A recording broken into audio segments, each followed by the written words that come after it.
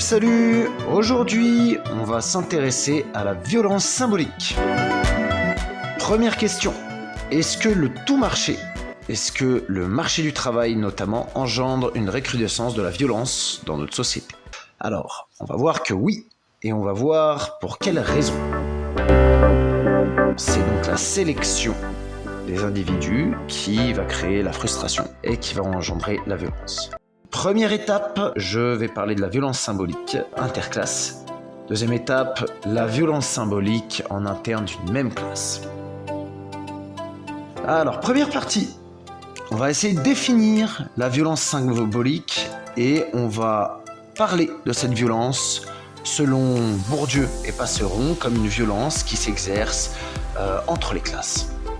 Le premier article a été écrit par la Fédération des associations de parents de l'enseignement officiel. C'est une note de synthèse sur les travaux de Bourdieu essentiellement. La première chose à constater, c'est qu'un enfant commence sa vie par constituer ce qu'on appelle des habitus. Ces habitus, selon le milieu d'où on vient, constituent des codes de référence différents. Souvent, il peut y avoir un fossé qu'on appelle hiatus. Et ce fossé entre l'habitus primaire et l'habitus scolaire empêche certains jeunes de comprendre quels sont les comportements à adopter dans un milieu scolaire, et notamment des comportements pour être bien notés. Alors que pour d'autres personnes, ces comportements coulent de source, car ils seront les mêmes ou presque à la maison. La violence symbolique, ça se définit comme l'imposition institutionnelle d'habitus d'une classe dominante sur une autre classe. Jean-Michel Landry, dans son article « La violence symbolique chez Bourdieu », explique que cette violence symbolique est constituée parce que les dominés et les dominants sont d'accord pour avoir leur rôle respectif. Mais alors, généralement, on peut comprendre que les dominants acceptent leur position de dominant, mais est-ce que les dominés considèrent-ils ça comme légitime? Eh bien, une partie, oui, et d'autres personnes, non.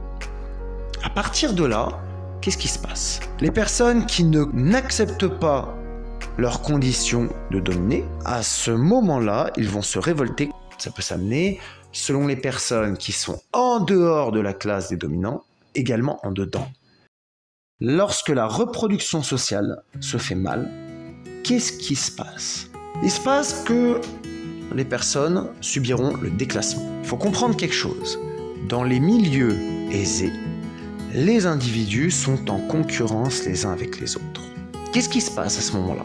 Il y aura donc des gagnants et il y aura donc des perdants. Il y aura des personnes qui arriveront au travers des institutions classiques à reproduire le schéma familial. Il y en a d'autres qui n'y arriveront pas.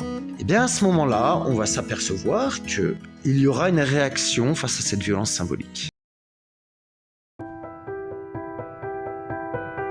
Généralement, cette réaction, ce sera plus de l'ordre, non pas d'une violence qui va s'extérioriser, mais une violence qui va s'intérioriser. Prise de stupéfiants, fête à outrance, excès. À savoir que la reproduction se fait de plus en plus mal.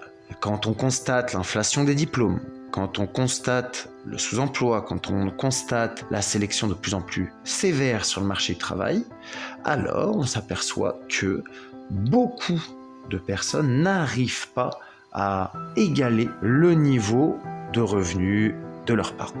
Pour conclure, on a vu que c'était le même phénomène de violence symbolique qui crée des personnes en marge dans les milieux populaires et des personnes en marge dans les milieux bourgeois.